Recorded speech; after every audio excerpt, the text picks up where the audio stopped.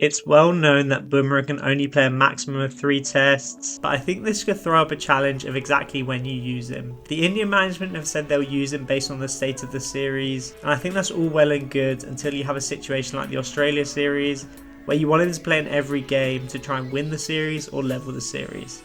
As with all series nowadays, this series is very compact. You have the first test on the 20th of June, then an 8-day break, the second test on the 2nd of July with a 4-day break, and then the third test on the 10th of July. After that, there's a 9-day break before the final 2 tests are played on the 23rd and the 31st of July respectively, with a 4-day break between them.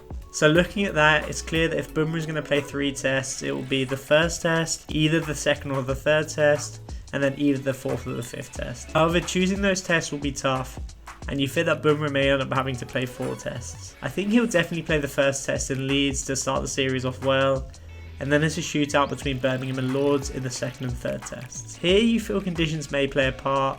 Lords historically has been the flatter of the two. They may bank on Bumrah for Edgbaston and hope they have a lead in the series going into the 3rd test at Lords. Then for the last 2 tests at Manchester and the Oval, those are the ones where it gets interesting. Unless India find themselves 3-0 up or 3-0 down, then you have to play them at Manchester to get ahead of the series or level the series.